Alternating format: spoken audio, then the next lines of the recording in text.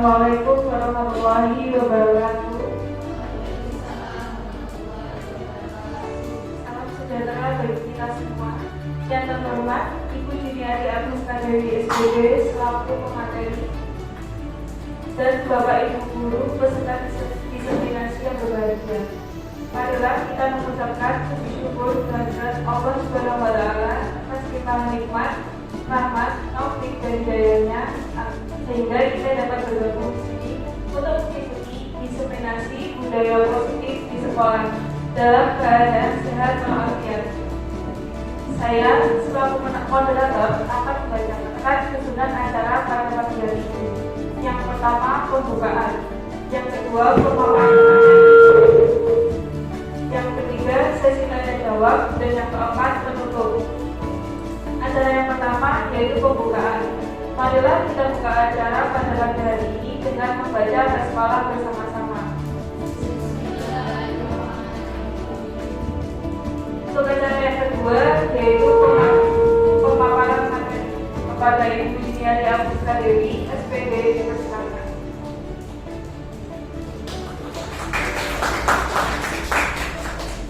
Bismillahirrahmanirrahim.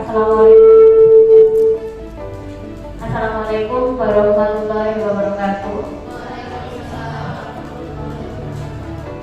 Sebelumnya terima kasih kepada Bapak Ibu sekalian yang sudah meluangkan sedikit waktunya untuk kita sama-sama belajar tentang materi yang akan saya sampaikan, yaitu tentang budaya positif di sekolah. Mohon izin saya ke depan.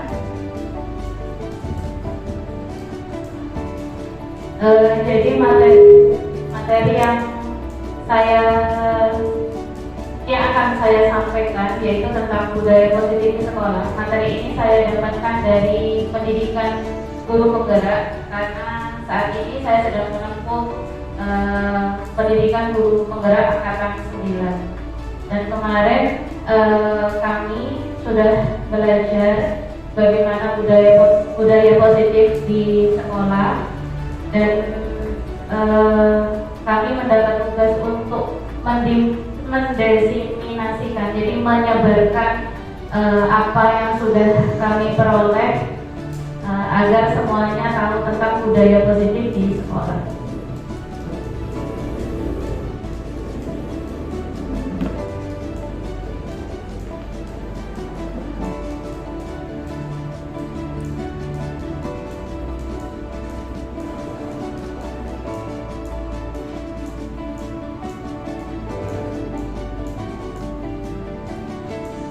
Baik, untuk mempersingkat waktu, jadi langsung saja tentang sebelum masuk ke apa sih budaya positif yang ada di sekolah. Terlebih dahulu di sini ada beberapa pertanyaan pemantik. Ya, di depan saya sajikan 3 pertanyaan. Coba Bapak Ibu mencoba menjawab dari masing-masing pernyataan yang saya tulis di depan. Dari pernyataan pertama, di situ saya tuliskan hukuman dapat mendisiplinkan anak. Bagaimana pendapat Bapak Ibu sekalian di sini? Setuju atau tidak? Gimana? Setuju atau tidak? Gak usah takut salah. Gak ada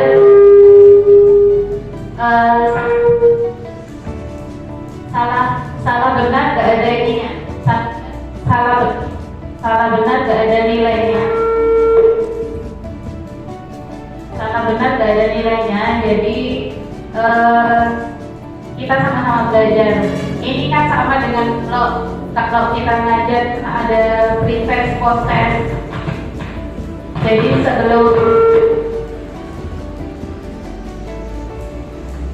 sebelum belajar kita gali pengetahuan awalnya dulu. Ya, gimana? Untuk pernyataan pertama, hukuman dapat mendisiplinkan anak. Setuju atau tidak? Setuju ya. Oke, yang kedua sekarang, hukuman seperti membersihkan lapangan dan menguras kamar mandi dapat mendisiplinkan anak. Setuju atau tidak? Tidak setuju. Yang ketiga, penghargaan dapat meningkatkan motivasi motivasi anak? Ya, jadi kita sudah ada 3 jawaban. Nanti setelah materi kita sama-sama mencoba mengulang kembali. Kira-kira akan jawabannya akan tetap atau mungkin berubah. Next. Jadi nanti ada 6 topik totalnya, ada 6 topik yang akan kita bahas ya. Kita belajar bersama tentang budaya positif. Yang pertama tentang disiplin positif dan nilai-nilai kebajikan universal. Yang kedua tentang teori motivasi, hukuman, penghargaan dan restitusi. Yang ketiga tentang keyakinan kelas. Kemudian next. Yang keempat tentang kebutuhan dasar manusia. Yang kelima 5 posisi kontrol, dan yang terakhir tentang segitiga restitusi. Next. Nah, kita masuk ke tahap materi yang pertama, yaitu tentang disiplin positif dan nilai-nilai kebajikan universal. Nah, sebelumnya coba perhatikan ada sedikit permainan di depan. Ya, coba sekarang Bapak Ibu dengan rekan di sebelahnya sesuai instruksi di depan. Anda dan teman Anda akan melakukan kegiatan coba lakukan. Anda adalah A, ya. Tugasnya adalah mengepalkan salah satu tangan dan diumpamakan di dalam tangan ini ada sesuatu yang sangat berharga dalam hidup Bapak Ibu semua, ya. Dan Anda perlu menjaga karena begitu pentingnya untuk kehidupan Anda. Kemudian rekan di sampingnya itu sebagai B, yaitu tugasnya mencoba dengan segala cara untuk membuka kepala tangan tadi. Boleh dengan merayu, membujuk, menghardik, mengintimidasi, memarahi dan sebagainya. Ya, dicoba. Nanti setelah mentok saya beri waktu 30 detik. Setelah selesai ganti peran. Yang tadi jadi B sekarang jadi A, yang A jadi B. Paham ya Bapak Ibu semua ya? Ya, silakan dipraktekkan dengan segala cara. Kalau nggak ada partnernya boleh membayangkan aja.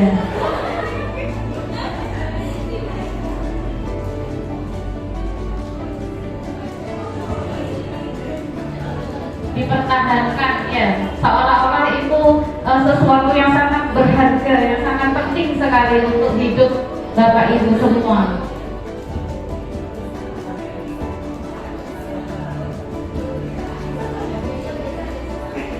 Gimana, sudah ada bayangannya ya? Sudah ada bayangan di sini ya? Coba next. Sekarang coba ada 3 pertanyaan di depan. Pertanyaan nomor 1, apakah Anda atau B membuka kepala tangan Anda? Ada yang berhasil membuka? Gak ada semua? Gak ada yang berhasil ya? Kira-kira kenapa kok Bapak Ibu nggak mau membuka kepala tangannya? Coba siapa yang mungkin mau berpendapat? Ya. Jadi ya Bu, kepala tangan itu kita ibaratkan suatu yang berharga gitu loh Bu. Jadi yang mau dibuka itu sayang gitu. Ya, terima kasih. Jadi benar. Jadi karena tadi ini adalah sesuatu yang berharga yang harus kita jaga. Jadi ya apa caranya kita harus mempertahankan ya. Terus yang kedua, apakah Anda atau B menutup kepala tangan Anda? Yang kedua, sama-sama menutup ya. Ya, karena nggak ada yang buka. Ada yang mau menjelaskan alasannya kenapa kok menutup? Ya.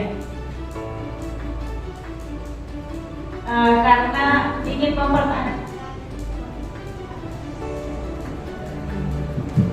mempertahankan barang yang berharga itu.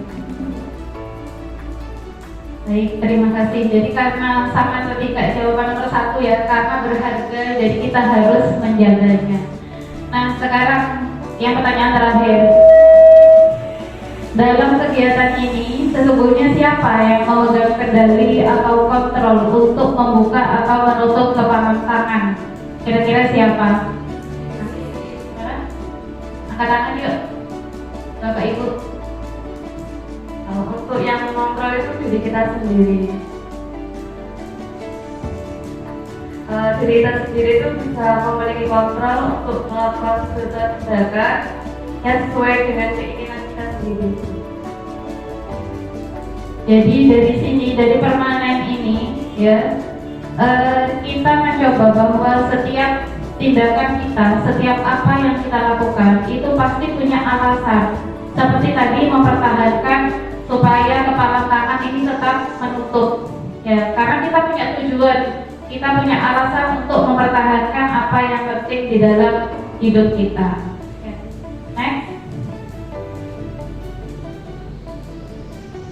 Ya, jadi ini berkaitan dengan filosofi Ki Hajar Dewantara. Mungkin selama ini Bapak Ibu tahunya pernyataan Ki Hajar Dewantara hanya untuk Muri Handayani. Ya. Padahal sebenarnya Bapak pendidikan kita Ki Hajar Dewantara itu beliau sudah mendalami banyak sekali teori tentang pendidikan. Salah satunya Ki Hajar Dewantara menyatakan bahwa seorang anak itu memiliki kodratnya masing-masing. Kita sebagai guru, sebagai pendidik tidak boleh memaksakan keinginan kita kepada anak-anak.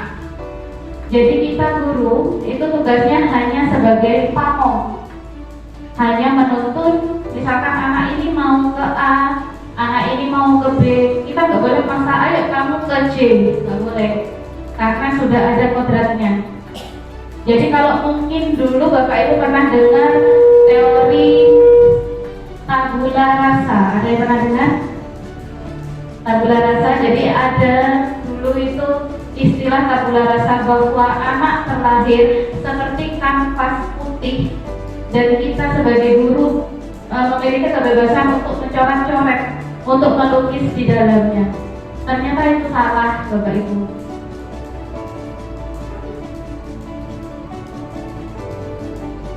Jadi tabula rasa itu kurang tepat karena seorang anak sebenarnya lahir dengan kondisi ada garis samar-samarnya.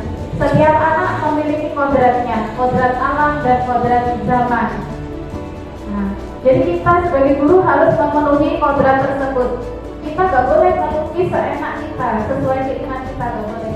Kita tugasnya hanya menebarkan yang garis samar-samar tadi. Nah, Ki Hajar Dewantara juga memberi sebuah ilustrasi bahwa sekolah itu seperti ladang, seperti kebun. Ya, ladang, kebun, tanah yang subur, dan murid itu adalah benih. Murid itu benihnya. Nah, kalau benih jagung, maka biarlah dia tumbuh tetap menjadi jagung. Jangan memaksakan benih jagung nanti akan menjadi padi. Nah, itu yang salah. Itu yang mungkin selama ini kita lakukan. Ya. Nah, seharusnya tugas kita sebagai guru hanya sebagai pamong tadi, sama seperti diibaratkan seperti petani. Jadi kita hanya membersihkan gulmanya, kita hanya menyiraminya saja.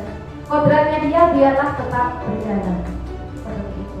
Nah, untuk memenuhi kodrat murid itulah makanya hari ini kita belajar tentang budaya positif. Ada beberapa paradigma yang harus kita ubah. Yang pertama di sini perubahan paradigma tentang teori kontrol dan teori pilihan. Yang pertama, ilusi bahwa guru harus mengontrol murid. Itu hanya ilusi, itu adalah tindakan yang salah. Ilusi bahwa semua penguatan positif, efektif dan bermanfaat. Ini juga kurang tepat. Karena penguatan yang efektif belum tentu dia berpihak kepada murid. Jadi kalau Ki Hajar Dewantara itu lebih pembelajaran yang berpihak pada murid, atau kalau sekarang kalau mungkin Bapak Ibu lebih terkenalnya dengan student center, ya, berpusat pada siswa. Yang ketiga, ilusi bahwa kritik dan membuat orang merasa bersalah dapat menguatkan karakter, itu juga salah. Karena kadang kalau kita mengkritik orang yang dikritik biasanya malah akan merasa seperti trauma, benar nggak? Pernah merasa dikritik orang? Ya, kalau kita dikritik orang kayaknya trauma, jadi bukan malah menguatkan karakter, tapi itu malah akan menjatuhkan karakter. Terus yang keempat, ilusi bahwa orang dewasa memiliki hak untuk memaksa. Ini juga yang tadi saya sampaikan salah. Jadi kita nggak boleh melukis seenaknya kita, ya. Kita hanya tugasnya menebalkan garis-garis yang sama tadi. Perubahan paradigma selanjutnya yaitu tentang teori stimulus respon dan teori kontrol atau pilihan. Kita banyak yang berada di sisi kiri. Kita mencoba mengubah agar orang berpandangan sama dengan kita. Kita mencetak anak, kita pengennya anak ini kotak, jadi nggak mau tahu caranya anak ini harus jadi kotak kan dulu gitu. Nah itu salah, harusnya kita berusaha memahami pandangan orang lain tentang dunia. Kita mencoba berada di posisinya anak, di posisinya siswa, agar kita tahu maunya dia apa sih, maunya dia pembelajarannya seperti apa, itu tujuannya. Yang kedua, perilaku buruk dilihat sebagai suatu kesalahan, itu juga salah. Harus yang benar, semua perilaku memiliki tujuan seperti genggaman tadi. Setiap tindakan itu pasti ada tujuannya. Dan perlu Bapak Ibu ketahui bahwa anak yang bermasalah itu sebenarnya ada kebutuhan mereka yang tidak terpenuhi. Bukan mereka asalnya anak lahir jadi anak nakal, kan tidak mungkin kan ya.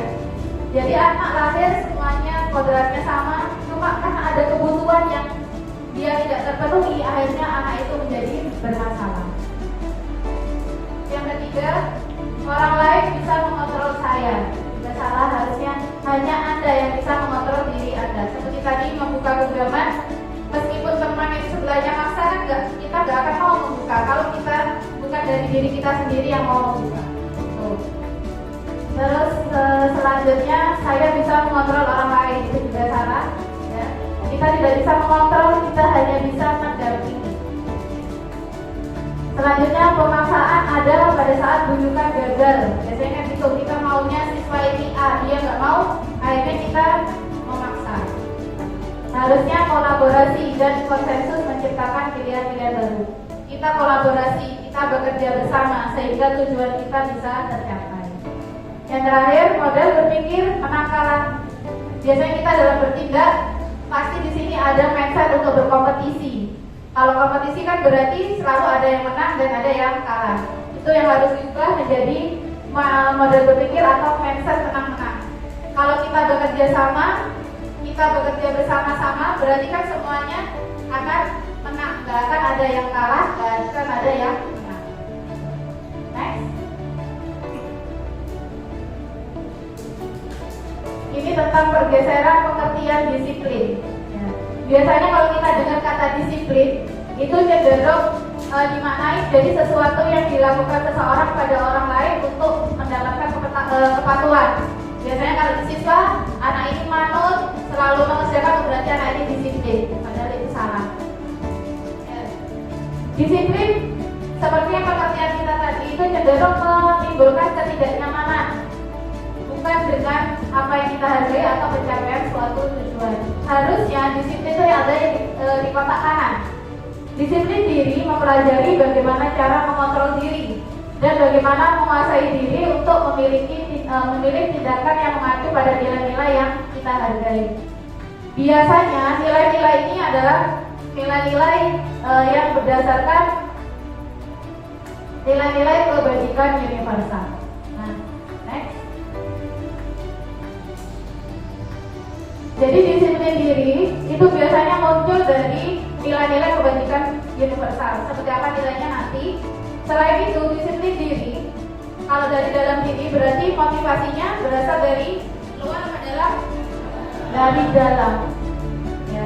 Makanya di situ berasal dari motivasi intrinsik, bukan dari motivasi ekstrinsik. Nah, ini adalah nilai-nilai kebajikan. Nilai-nilai kebajikan adalah sifat-sifat positif manusia yang memiliki tujuan mulia yang ingin dicapai setiap individu. Nilai-nilai kebajikan bersifat universal dan lintas bahasa, suku, bangsa, agama maupun latar belakangnya.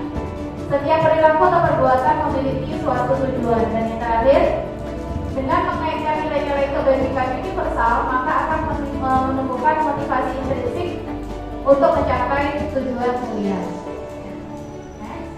Ini adalah contoh-contohnya nilai-nilai kebajikan universal. Tidak perlu saya bacakan, Bapak Ibu bisa dilihat di depan. Jadi biasanya cenderung ke nilai-nilai yang bermakna positif, ya, gotong royong, kerjasama, bersahaja, berprinsip. Jadi seperti itu. Next.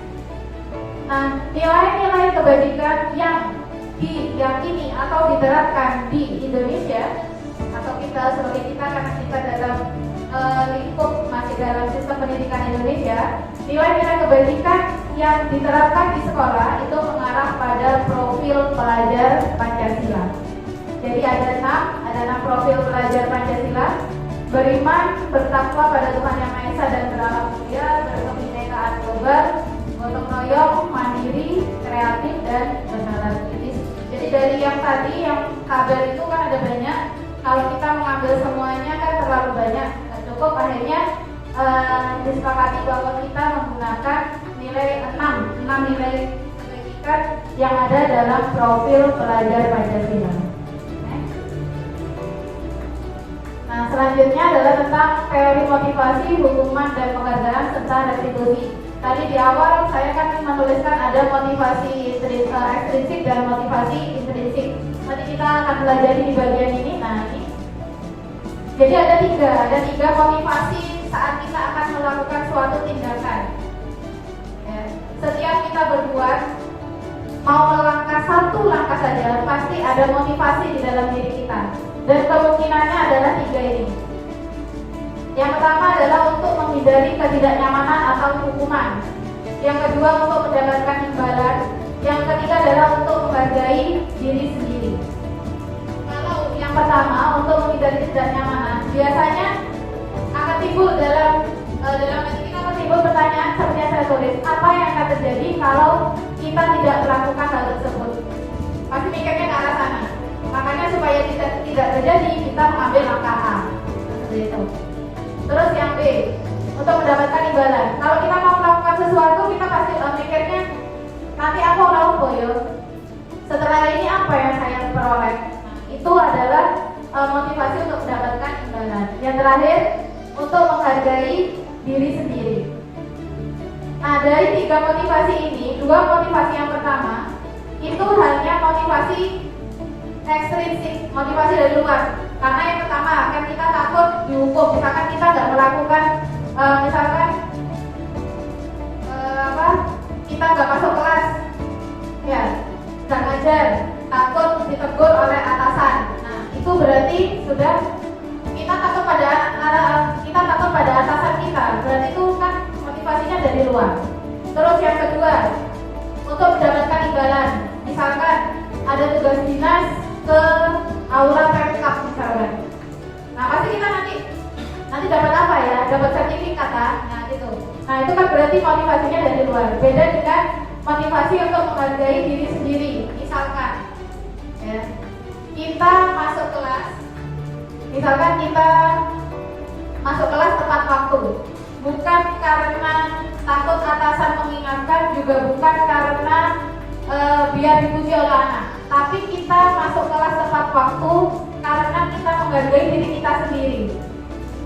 Kita sebagai guru, sebagai teladan bagi siswa kita, berarti kita harus memberikan contoh yang baik pada anak-anak. Itu satu. Terus yang kedua, kita masuk kelas tepat waktu untuk menghargai waktu kita. Karena kita tahu waktu untuk mengajar, waktunya sangat pendek. Kalau kita terlalu lama di ruang guru, sudah berapa menit yang terbuang. Nah, jika alasannya seperti itu, berarti kita sudah masuk ke alasan untuk menghargai diri sendiri. Berarti sudah mulai tumbuh motivasi intrinsik, bukan lagi motivasi ekstrinsik. Dan tumbuhnya motivasi intrinsik itulah yang akan menjadi bibit untuk tumbuhnya disiplin diri. Jadi intinya disiplin diri itu muncul dari dalam diri kita, bukan karena keterpaksaan, bukan karena takut kepada orang lain. Next. Dihukum oleh penghargaan. Nah ini mungkin kita sering yang memberikan penghargaan kepada anak atau istilahnya reward ya. Kita sering memberi reward kalau anak itu dapat nilai bagus, kita kasih makanan, minuman. Nah, padahal bisa dibaca sendiri, penghargaan itu sama dengan memberi hukuman sebenarnya. Kenapa? Karena saat kita itu meminta atau membujuk seseorang untuk melakukan sesuatu tujuan tertentu dari orang yang meminta atau membujuk, dorongannya akan bersifat eksternal dan akan menimbulkan ketergantungan. Misalkan kita tadi anak kita nilainya bagus karena kita kasih hadiah pulpen, ya. Akhirnya nanti motivasinya anak-anak dapat nilai bagus adalah untuk mendapatkan pulpen, bukan untuk tujuan dia belajar. Nah, padahal kan kita mengajar biar anak itu dia ada keinginan untuk belajar secara mandiri, motivasi intrinsik. Tapi karena dia tadi tujuannya adalah untuk mendapatkan pulpen, maka belum tercapai, maka motivasinya masih ekstrinsik. Terus ada ketergantungan. Misalkan suatu saat kita bangkrut, kita nggak bisa ngasih bolpen, padahal anak itu dapat nilai, ya, dapat nilai bagus. Bu, mana bolpennya? Pasti bilang lagi seperti itu. Jadi dia sudah orientasinya di sini nilai bagus berarti dapat bolpen, bukan nilai bagus karena hasil belajarnya dia. Itu yang mungkin paradigma yang harus diubah. Ya. Next. Selain yang saya sampaikan tadi, jadi yang pertama dihukum oleh penghargaan pengaruh jangka pendek dan jangka panjang. Misalkan seperti tadi, saat kita kasih pulpen, mungkin memang akhirnya anak-anak termotivasi seperti yang tadi Bapak Ibu sampaikan, ya, yang di awal penghargaan bisa meningkatkan motivasi. Iya, hanya saat itu saja. Tapi kalau nanti untuk jangka panjangnya, yang seperti saya sampaikan, akhirnya ada ketergantungan. Ya, kalau kita selalu ada rezeki untuk memberi hadiah. Makanya PR kita adalah bagaimana menumbuhkan motivasi intrinsik di dalam siswa. Selanjutnya, penghargaan itu tidak efektif. Itu tadi sama. Jadi akhirnya mindsetnya anak-anak belajar bukan dia untuk memahami materi pelajaran, tapi belajar tujuannya adalah untuk dapat bolpen. Tuh, di mindsetnya mereka. Dan itu yang harus kita ubah. Yang ketiga, penghargaan merusak hubungan. Kalau kita memberikan penghargaan kepada anak yang nilainya bagus, anak yang nilainya bagus kan tidak dapat apa-apa. Akhirnya di situ pasti akan muncul konflik. Itu yang dimaksud penghargaan itu malah bisa merusak hubungan. Yang terakhir, penghargaan mematikan kreativitas. Sama seperti yang saya sampaikan.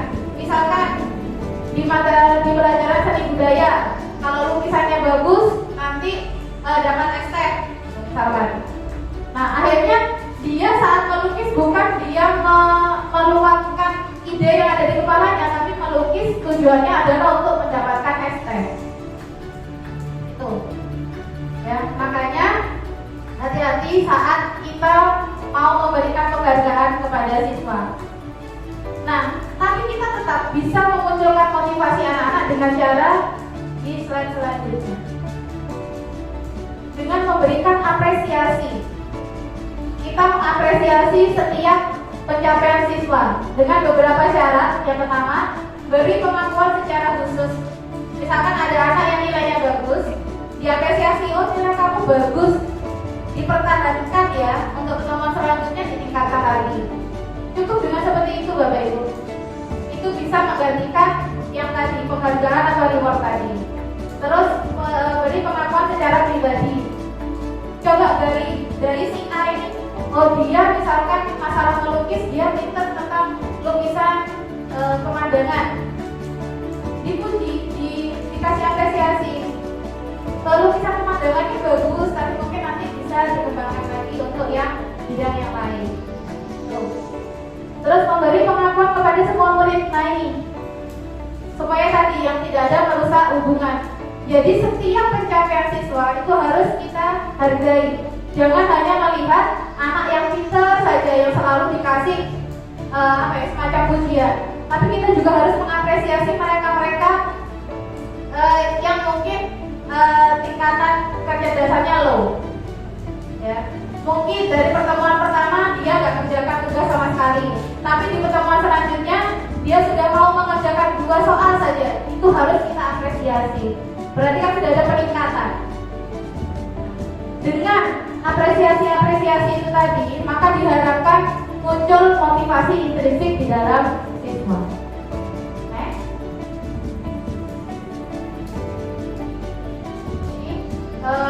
Beberapa contoh apresiasi yang sudah pernah saya terapkan di kelas. Seperti ibu ya, kamu sangat peduli dengan teman-teman di kelas. Terus, terima kasih sudah menyiram tanaman di pot. Terus sekarang penampilan kamu selalu rapi, pertahankan ya. Jadi hanya melalui kalimat ucapan, tapi yang sekiranya bisa menimbulkan kesadaran diri dari si anak. Nah, sekarang kita mainan lagi. Ya, sudah benar dengar 2 kata di depan, ada hukuman dan ada konsekuensi. Sudah pernah dengar ya Bapak Ibu? Ya. Oke, sekarang dari 4 pernyataan yang ada di depan, coba kita pilah mana yang merupakan hukuman dan mana yang merupakan konsekuensi. Dari yang paling kiri, yang bendera. Dari yang bendera, hukuman atau konsekuensi? Hukuman. Oke, terus yang kedua, yang solasi? Hukuman atau konsekuensi? Siapa yang hukuman? Angkat tangan.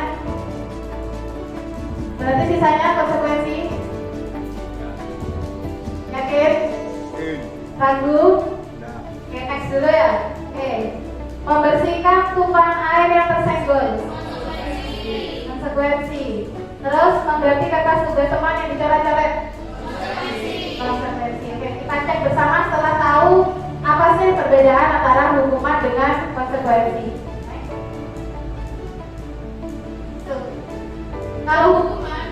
Kalau hukuman itu bersifat tidak terencana, tiba-tiba ada pelanggaran A langsung, ayo kamu langsung ini. Nah, itu berarti hukuman. Dan biasanya kalau hukuman sifatnya satu arah, ya, diberikan oleh guru kepada siswa.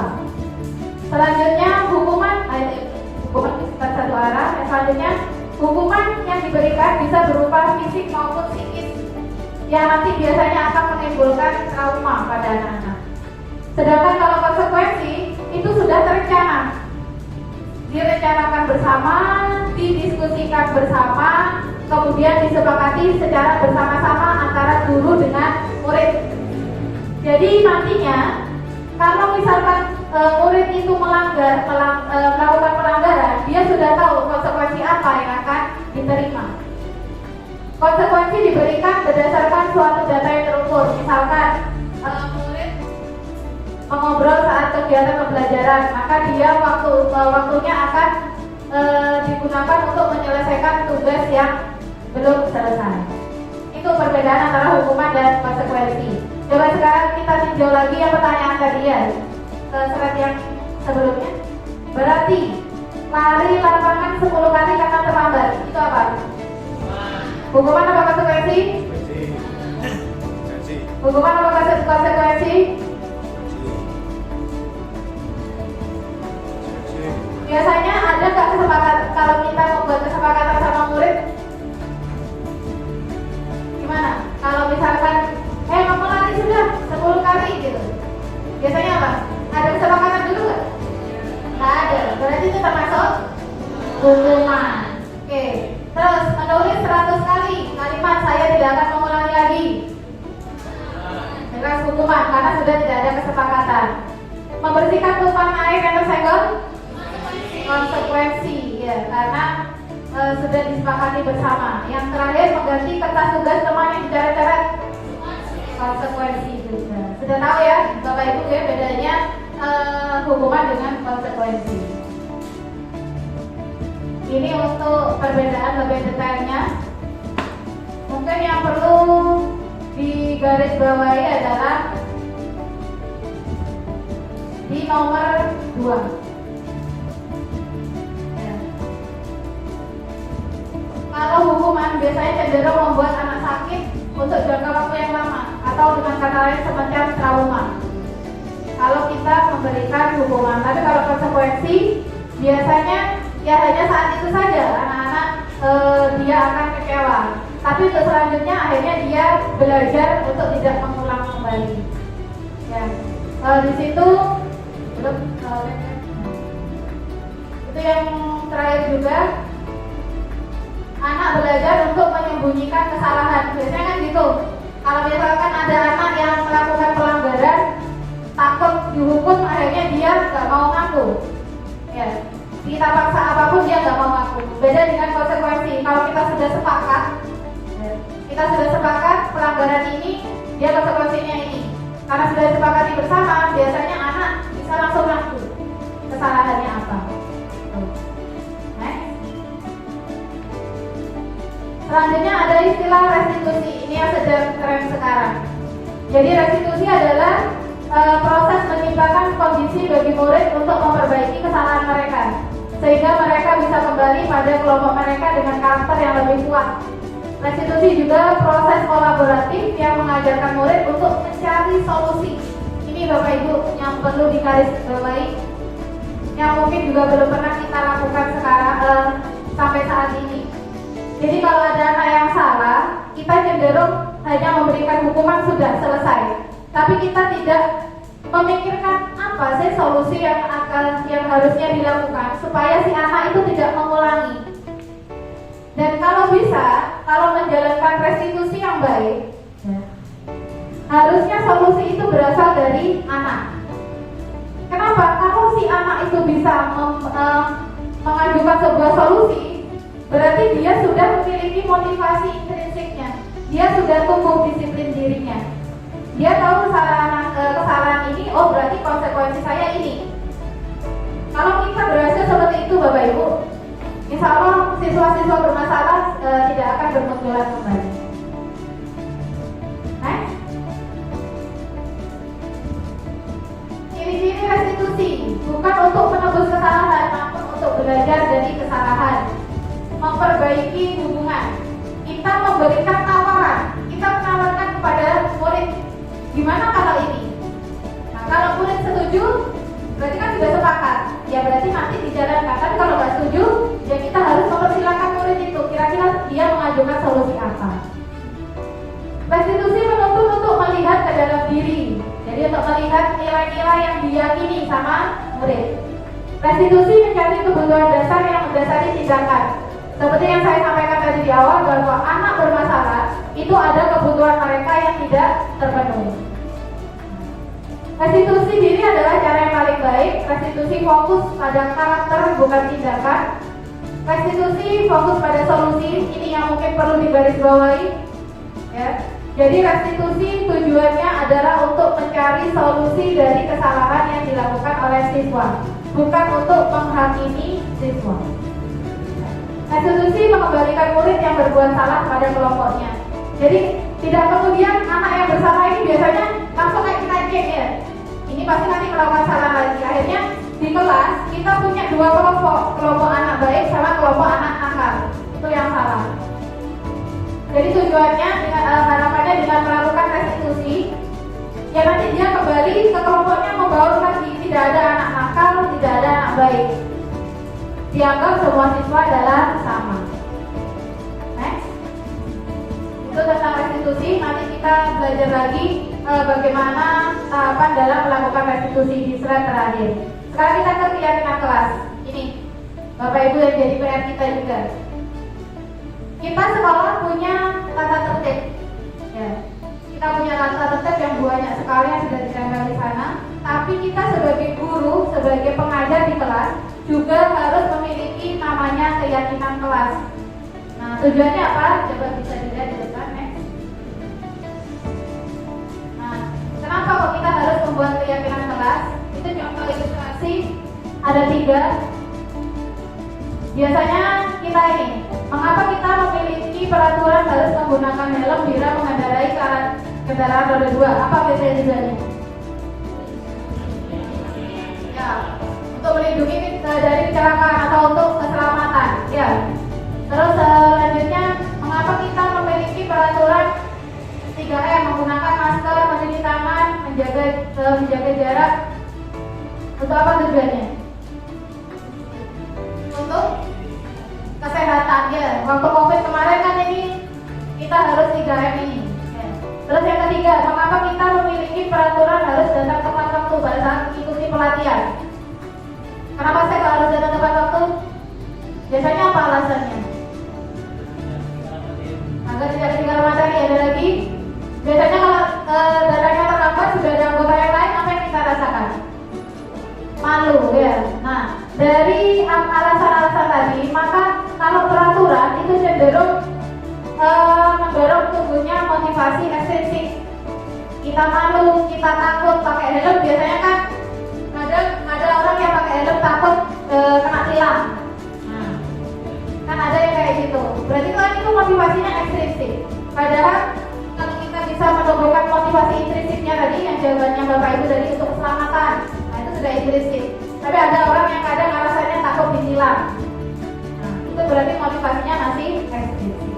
Jadi itu kenapa kok harus keyakinan kelas? Karena kalau judulnya peraturan kelas, akhirnya siswa kan mematuhi peraturan itu karena takut dia membuat salah, takut dia melanggar. Bukan dari dalam dirinya saya pengen lebih baik, makanya saya nggak melakukan itu. Jarang ada siswa seperti itu. Biasanya siswa gimana caranya nggak melanggar, karena kalau masih melanggar akan ada hukuman. Berarti itu kan motivasinya secara ekstrinsik, bukan motivasi intrinsik. Nah, jadi itu arahnya. Kalau dulu asalnya adalah dari peraturan kelas, maka diubah menjadi namanya keyakinan kelas. Dari keyakinan kelas itu nanti akan ada nilai-nilai yang akan dihargai bersama di dalam kelas tersebut. Saling menghargai, saling menghormati, mengerjakan tugas tepat waktu. Nah, saat keyakinan-keyakinan itu bisa terlaksana, maka akan tercipta lingkungan yang positif. Kalau lingkungan positif, lingkungan sekolahnya semuanya sudah positif, maka akan tumbuh budaya positif. Nah, makanya kita PR-nya sekarang Bapak Ibu adalah bagaimana mengubah peraturan-peraturan dalam kelas kita menjadi keyakinan kelas. Bagaimana caranya? Cara untuk membuat keyakinan kelas. Misalkan kita ingin di kelas itu siswa saling menghormati, maka tinggal mengganti aja kata-kata yang biasanya bernilai negatif, kita ubah menjadi bernilai positif. Nah, seperti yang sudah tampak di tabel itu, tampak seperti datang tepat waktu, sering hadir terlambat, itu kan yang negatif. Menyapa teman dan guru setiap hari, diubah itu yang positif. Yang negatifnya tak acuh kepada teman dan guru, mengembalikan barang teman yang telah dipinjam. Terus negatifnya tidak mengembalikan barang. Jadi sebisa mungkin kita membuat keyakinan kelas itu dalam bahasa positif. Next. Nah, silakan bisa dicermati bagaimana perbedaan antara peraturan dengan keyakinan kelas.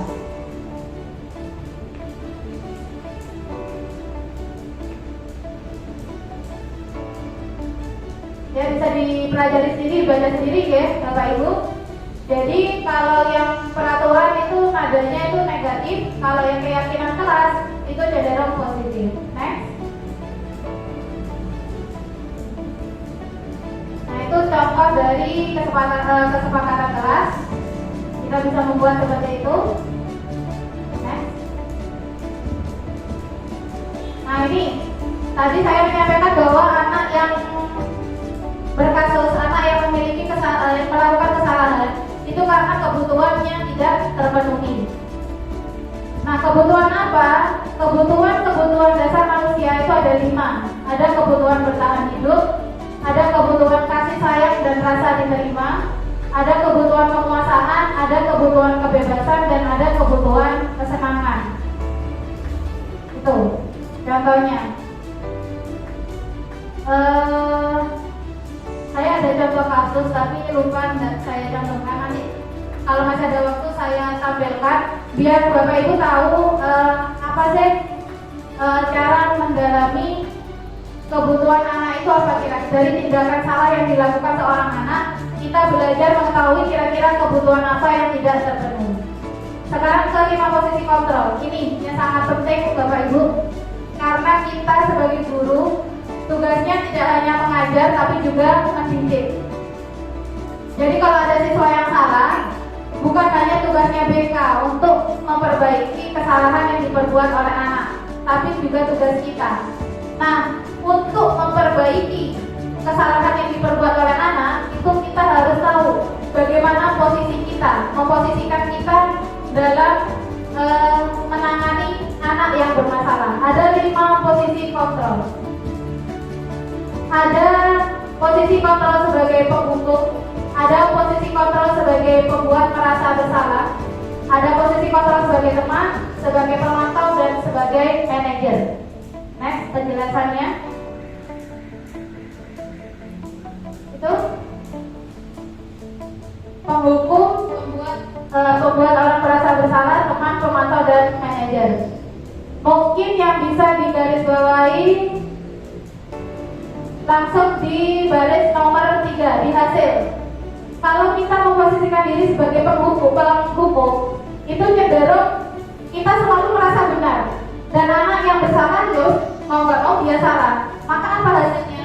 Maka anak nanti akan cenderung memberontak dan menyalahkan orang lain. Dan biasanya kalau kita hanya memposisikan sebagai penghukum, anak cenderung mengulangi kesalahan yang sama. Misalkan ada anak datang terlambat lari, masuk ke lapangan, kita lihat langsung kita marah, kamu sini datang terlambat. Tanpa kita tanya kenapa dia datang terlambat, tidak melihat kondisinya dia, kita langsung karena dia sudah bersalah, dia melanggar aturan sekolah, kita langsung menghukum dia dengan kata-kata yang keras. Itu kalau kita memposisikan diri sebagai penghukum. Nah, akibatnya apa? Nanti anak-anak biasanya akan biarkan saja, nanti juga marah lagi. Dia sudah marah, paling dia ngamuk maneh. Akhirnya dia akan mengulangi kesalahan yang sama. Terus yang kedua, kita juga sering membuat ini, membuat orang merasa bersalah. Kita menciptakan kondisi hening, kita istilahnya macet kelas, sehingga seolah-olah murid itu bersalah. Nah, akibatnya apa? Biasanya kalau murid sudah merasa bersalah, dia akan merasa rendah diri, dia akan menjadi orang yang gagal. Nah itu, kalau seperti itu akhirnya akan menciptakan trauma, ya, merasa rendah diri. Yang ketiga, posisi sebagai teman. Nah, itu ada kata kuncinya. Kalau sebagai teman, biasanya ayo rek, sinau sing genah. Ini tadi Bu Nini sudah menyiapkan materinya susah-susah, masa enggak kalian baca? Nah, kalau sudah terucap kata seperti itu, berarti kita memposisikan diri sebagai teman. Terus yang keempat, posisi sebagai pemantau. Namanya pemantau, tadi kan kita sudah tahu tentang konsekuensi ya. Jadi kalau kita sebagai pemantau, kita hanya bandingkan antara peraturan dengan konsekuensi. Jadi kalau ada murid yang salah, ya, kita gali dulu alasannya apa, kemudian kita arahkan. Berarti kalau melanggar ini konsekuensi kamu ini. Ini adalah posisi yang sudah benar. Kalau kita bisa memposisikan sebagai pemantau. Terus, oh ya, sebagai teman, ini yang biasanya Bapak Ibu salah ya, apalagi yang Bapak Ibu muda. Kita menganggap kalau kita bisa memposisikan diri sebagai teman, kita bisa akrab sama murid. Kita bisa mengendalikan tindakan murid. Padahal itu salah. Kenapa? Karena bisa menciptakan ketergantungan. Nah, aku tak sama Bu Amira ya, sama Bu Amira aja wes. Nanti kalau saat diajar sama Pak Rafli, karena dia Pak Rafli nggak memposisikan sebagai teman, dia nggak mau diajar. Dia maunya hanya diajar sama Bu Amira. Jadi ada ketergantungan. Nah, akibatnya apa? Saat Bu Amira nggak masuk, terus Pak Rafli yang berdampak buruk. Bagus kalau kita bisa mengakrabkan, tapi cobalah kita geser ke posisi manajer. Kalau posisi manajer itu kita bisa beralih, kita bisa memposisikan diri sebagai teman, juga bisa memposisikan diri sebagai pemantau. Jadi di situ kita mendekati anak. Kalau ada anak yang bermasalah, kita gali kebutuhan apa sih yang tidak terpenuhi kok sampai anak ini melakukan kesalahan. Nah, selanjutnya sama si anak tadi kita sama-sama mencari solusinya. Jadi gak hanya dibiarkan dihukum sudah titik, tapi kita mencari solusi supaya kesalahan tersebut tidak terulang. Berarti dari posisi ini Bapak Ibu, usahakan saat menangani anak kita ada dalam posisi sebagai manajer. Ya. Next. Ada contoh kasus, silakan dibaca. Kemudian silakan kalau ada yang mau mencoba menjawab.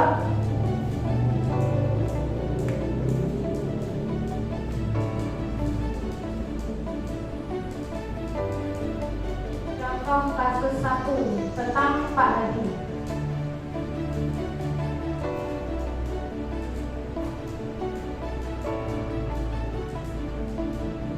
Ada yang mau nyoba jawab? Kira-kira posisi apa yang diambil oleh Pak Hadi pada contoh kasus di depan?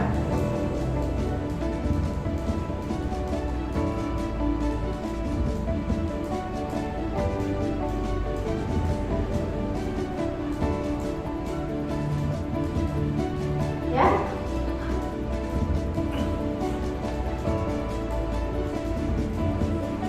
Kenapa?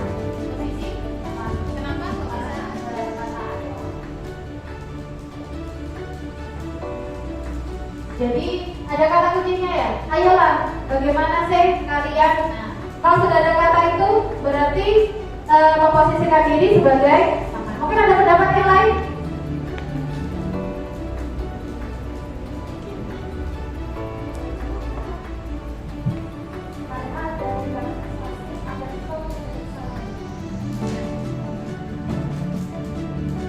Sama ya, sebagai apa? Ya, sebagai teman, karena selain ada kata ayo di situ ada persuasif. Jadi itu ciri dari saat kita memposisikan sebagai teman, kita merayu. Ya, merayu siswa ada persuasifnya. Maka itu dikatakan kita memposisikan sebagai teman. Next, ada kasus lagi agak panjang. Silakan dibaca, kelihatan ya, Bapak Ibu ya.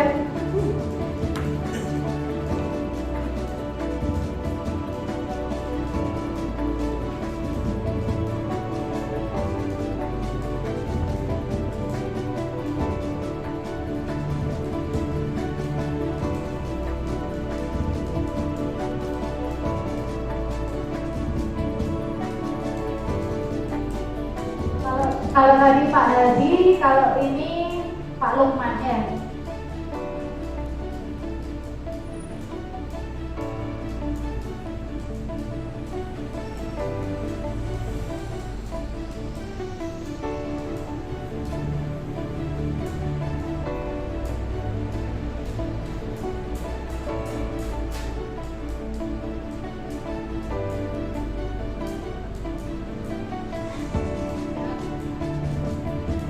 Silakan kalau ada yang mau mencoba menjawab.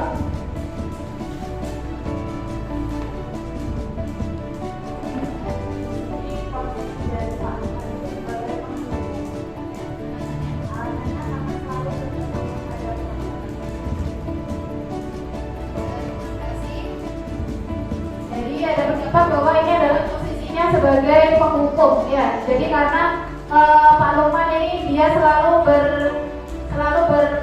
berpedoman pada peraturan sekolah ya. Mungkin ada pendapat lain? Posisinya ini sebagai pemantau karena bertindak sesuai dengan keyakinan yang sudah disepakati bersama.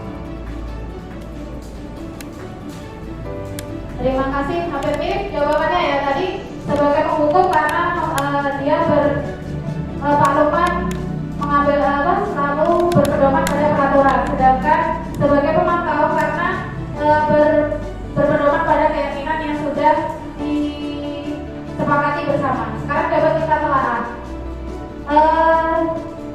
di sini ada Sabrina, dia datang terlambat, terus sama Pak Lukman, dia langsung dikatakan melanggar peraturan sekolah. Ya. Nah, memang Bapak Ibu ada perbedaan yang sama antara penghukum sama pemantau. Dua-duanya sama-sama berpegang pada peraturan atau keyakinan. Cuma bedanya kalau penghukum biasanya itu dia cenderung menggunakan kata-kata yang keras. Tapi kalau pemantau dia biasanya merangkul anak-anak terus dengan kata-kata yang lebih persuasif. Nah, berarti kira-kira dari contoh kasus 2 ini lebih tepat mana? Penghukum atau pemantau?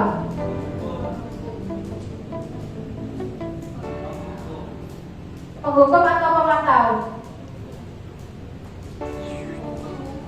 Penghukum. Kenapa kok tetap berpedoman pada penghukum? Ya, hati-hati. Memang ini sering banyak sekali kesalahan membedakan antara penghukum dengan pemantau. Coba dilihat di kasus di depan. Apakah ada kalimat yang menuliskan bahwa Pak Lukman mengingatkan Sabrina dengan kata-kata kasar?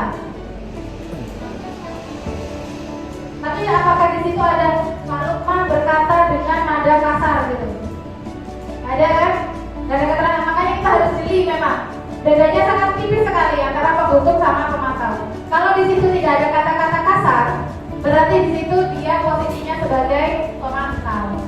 Tapi kalau di situ misalkan Pak Lukman memanggil Sabrina dan memarahi Sabrina, nah itu berarti itu sudah sebagai penghukum. Ya, sudah bisa ya Bapak Ibu ya. Jadi pastikan posisi kita adalah sebagai pemantau, jangan sampai sebagai penghukum lagi. Ya. Next. Lewat aja sudah, nanti bisa lagi. Nah, kita ke materi terakhir tentang segitiga restitusi.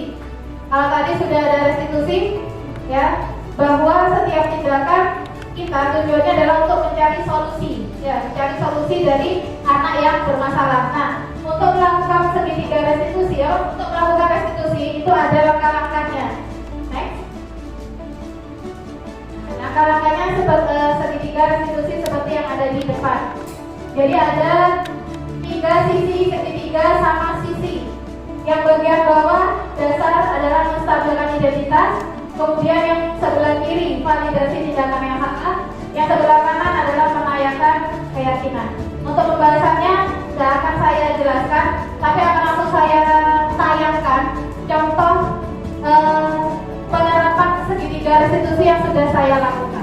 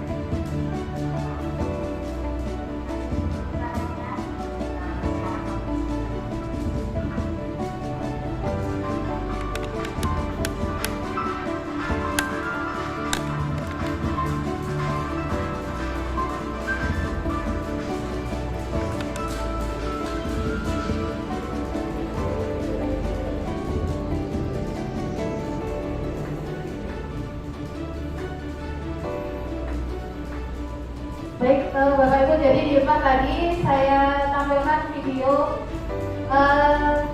penerapan segitiga restitusi dari siswa yang bermasalah. Jadi tadi dia punya dua kasus. Kasus yang pertama, dia keluar ya, ke kantin untuk jajan padahal itu belum jam istirahat. Kasus yang kedua, dia menggunakan sepatu yang tidak berwarna hitam. Jadi tadi cirinya segitiga restitusi, kita nggak boleh langsung menghakimi siswa. Jadi kalau ada siswa yang salah, kita gali dulu alasannya apa. Seperti tadi kan ada menstabilkan identitas. Jadi kita mencari tahu kenapa kok dia itu bisa melakukan kesalahan. Sama dengan mencari tahu kebutuhan dasar apa yang dia masih belum terpenuhi. Kemudian dari situ validasi tindakan yang salah. Jadi kita memastikan bahwa anak tersebut tahu kalau dia salah. Tapi kemudian jangan terus menyalahkan, guys kamu salah, kamu jelek, gak boleh. Tapi kita malah membesarkan, gak apa-apa kali ini melakukan kesalahan. Bapak Ibu guru dulu waktu SMP juga pernah seperti itu. Jadi dengan di situ anak-anak gak tambah down. Tujuannya adalah untuk menguatkan karakter anak, bukan untuk menjatuhkan anak. Itu segitiga restitusi. Dari situ yang langkah terakhir yaitu menanyakan keyakinan. Kalau dia sudah tahu salahnya di mana, kita memastikan kesalahan itu berarti dia melanggar keyakinan yang mana. Seperti misalkan tadi dia makan-makan, berarti dia sudah nggak disiplin. Berarti dia tahu salahnya karena dia tidak ada disiplin. Kalau sudah tahu keyakinan disiplin yang dilanggar, solusinya apa? Kan tadi ada solusinya. Nah, jadi dari situ kalau dia bisa mengungkapkan solusi, berarti kan dia sudah tahu konsekuensinya dia apa. Nah, dari situ diharapkan tidak akan mengulangi kesalahan yang sama. Itu tujuan dari segitiga restitusi. Mungkin itu saja yang bisa saya sampaikan. Terima kasih untuk waktunya. Saya kembalikan ke moderator.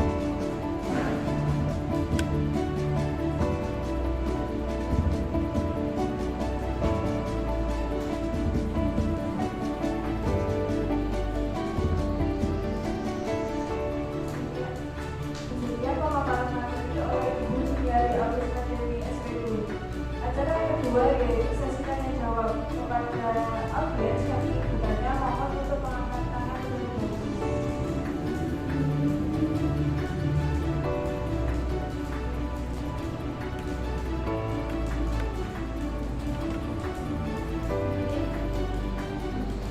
Terima kasih untuk pertanyaannya. Yang ingin saya tanyakan adalah tentang segitiga restitusi. Apakah pendapat segitiga restitusi itu harus dilaksanakan dengan kalau misalkan mau saya awali dengan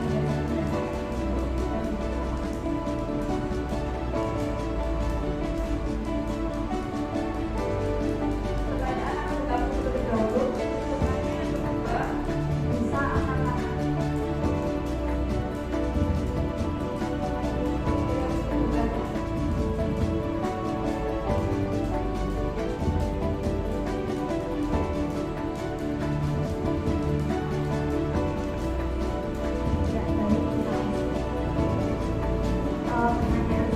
yang terkait dengan hargaan. Memang setelah mendengarkan materi ini kita sudah mengetahui yang perbedaan hargaan dengan bentuk apresiasi. Yang mana lebih baik menggunakan apresiasi. Namun bagaimana jika hargaan itu tidak harus berupa barang, tetapi melalui misalkan dengan nilai tambahan, poin dan sebagainya. Dan di situ kita memberikan penghargaan itu tidak harus pada akhir pembelajaran atau pada akhir proses, tapi di tengah-tengah proses. Sedikit tahapan atau sedikit kemampuan yang ditunjukkan oleh setiap peserta didik, kita juga bisa memberikan penghargaan berupa nilai itu. Bagaimana pendapat Ibu terkait itu? Terima kasih.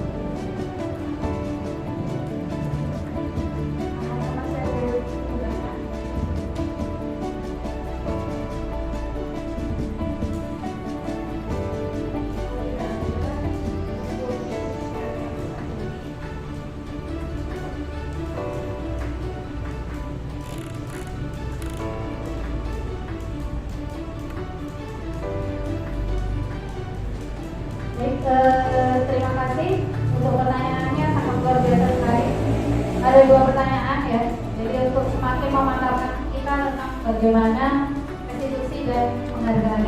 Yang pertama, apakah segitiga restitusi itu harus dilaksanakan secara utuh dan secara runut bertahap? Jawabannya tidak. Jadi segitiga restitusi itu tidak kaku, tidak harus semuanya kita jalankan. Kita ambil salah satu saja itu tidak masalah. Dan misalkan mau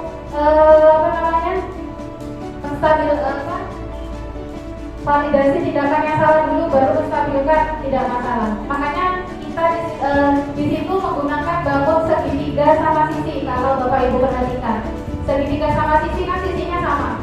Jadi 3 tahapan itu memiliki posisi yang sama, sama-sama urgentnya, sama-sama berperan. Jadi mau nggak urut nggak masalah.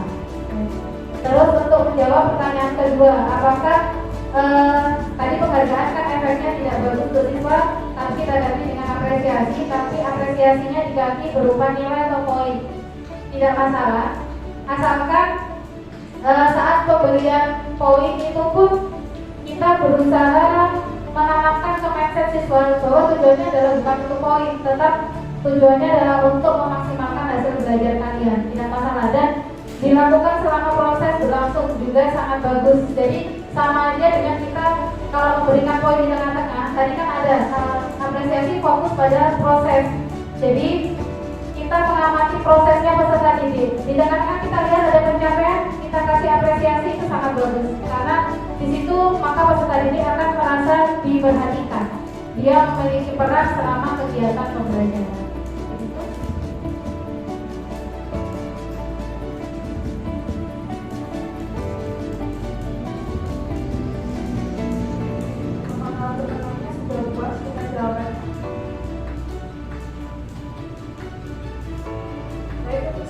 Yaitu sesi tanya jawab kedua, mungkin dari Bapak Ibu atau dari Bapak Ibu ada yang ditanyakan lagi.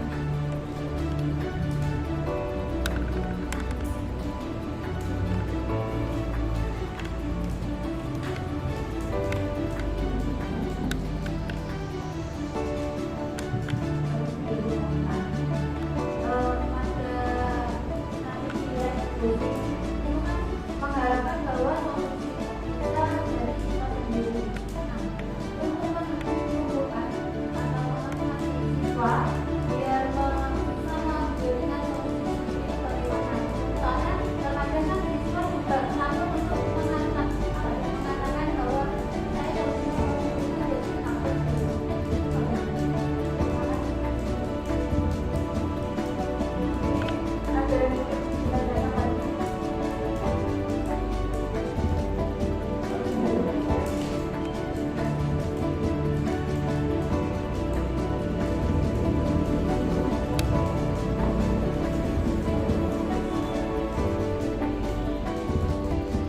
saya akan menjawab pertanyaannya selanjutnya, bagaimana menumbuhkan supaya solusi itu muncul dari siswa. Kita kembali ke keyakinan kelas tadi. Makanya kan kita di awal pembelajaran Bapak Ibu, jadi di awal semester itu kalau bisa kita membuat keyakinan kelas dulu. Jadi dari keyakinan kelas siswa akan tahu nilai-nilai apa yang harus dicapai oleh siswa selama pembelajaran. Bukan hanya nilai akademik, tapi nilai-nilai kebajikan tadi, supaya tumbuh disiplin diri. Kalau anak-anak sudah terbiasa dengan nilai-nilai kebajikan tadi, dengan nilai-nilai yang diyakini bersama dalam keyakinan kelas, maka saat dia melakukan kesalahan, dia sudah bisa tahu solusinya apa. Atau misalkan ada anak yang susah untuk memunculkan, ya bisa kita pancing, kita kasih clue dikit aja. Nanti biasanya dari anak itu akan mengalir dengan sendirinya solusi-solusinya.